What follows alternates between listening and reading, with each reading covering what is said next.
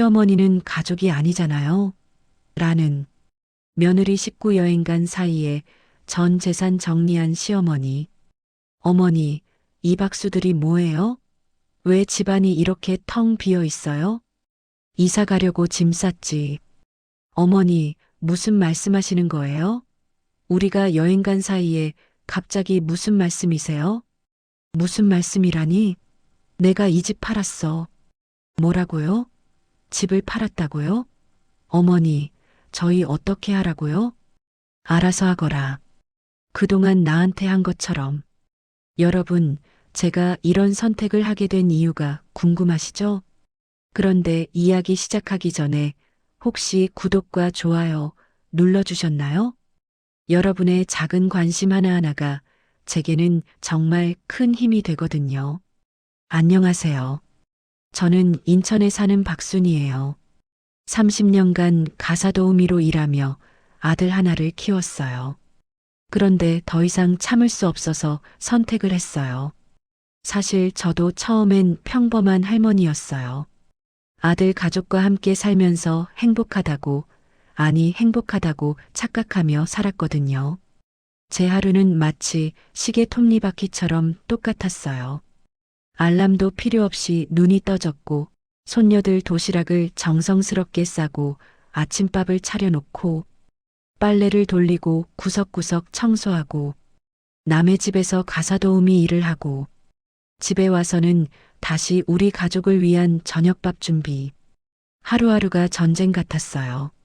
처음에는 손녀들이 할머니 고마워요 하면서 품에 폭 안겨줄 때마다 가슴이 터질 것 같이 뿌듯했어요. 아, 내가 이 가족에게 꼭 필요한 사람이구나. 그런데 언제부터인가 달라지기 시작했어요. 며느리 수경이가 저를 바라보는 눈빛이, 저에게 하는 말투가 마치 고용인을 대하는 것처럼 차가워졌어요. 어머니, 청소는 다 되었나요? 오늘 친구들 오거든요. 어머니, 저녁은 정확히 6시에 차려주세요. 애들 학원 시간 맞춰야 하거든요. 정확히 6시. 1분이라도 늦으면 안 된다는 뜻이었어요. 어머니, 빨래는 따로 분리해서 해주세요. 저희 옷이랑 섞이면 곤란해요. 그 말을 들었을 때 목구멍이 메어왔어요. 한 집에 살면서 빨래도 따로 해야 한다니. 내가 이 집의 가족이 맞나? 그런 생각이 들곤 했어요. 제가 잠시 텔레비전을 보고 있으면, 어머니, 아침부터 너무 시끄러워요. 소리 좀 낮춰주세요. 새벽부터 가족을 위해 분주하게 움직이고, 잠깐 쉬고 있는 저에게 시끄럽다니. 그때 깨달았어요. 아, 내가 이 집에서 환영받지 못하는 존재구나. 마치 제가 고용된 가정부 같았어요. 아니, 가정부한테도 이렇게는 안 할 거예요. 몸이 아파 열이 올라 누워 있을 때도, 어머니, 아프신 건 알겠는데 저녁 준비는 어떻게 하실 거예요? 제가 숨도 제대로 쉬지 못하고 있는데, 걱정하는 건 제 건강이 아니라 저녁 준비였어요. 그 순간 눈물이 핑 돌았어요. 아, 내가 이 집에서 정말 사람 취급을 받고 있는 건가? 오랜 가사노동으로 허리가 완전히 망가졌고, 결국 수술을 받아야 한다는 진단을 받았어요. 엄마가 수술해야 한대. 그럼 그 사이에 집안일은 어떻게 하죠? 그 말을 듣는 순간, 망치로 머리를 얻어맞은 것 같았어요. 수술 당일 저는 혼자 병원에 갔어요. 간호사가 물었어요. 보호자분은 안 오셨나요?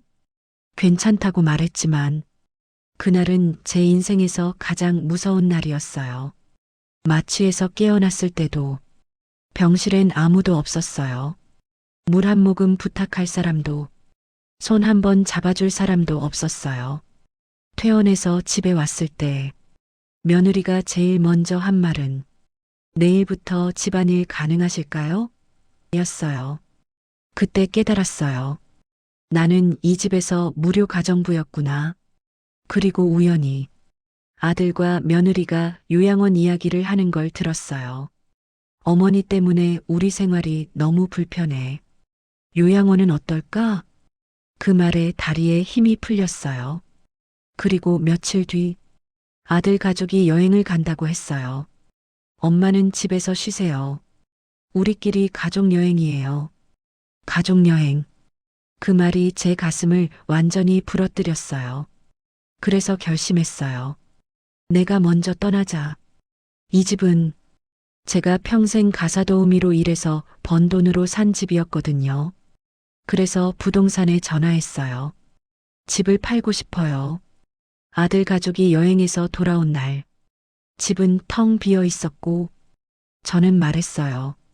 이 집 팔았어. 너희도 독립하고 싶다 했잖아. 이제 진짜 독립하는 거야. 그리고 저는 울진으로 떠났어요. 지금 저는 누구의 엄마도, 누구의 가정부도 아닌 그냥 박순이로 살고 있습니다. 남은 인생은 나를 위해 살기로 했어요. 고생 많았어, 순이야. 며느리 진짜 내 인생을 살아. 전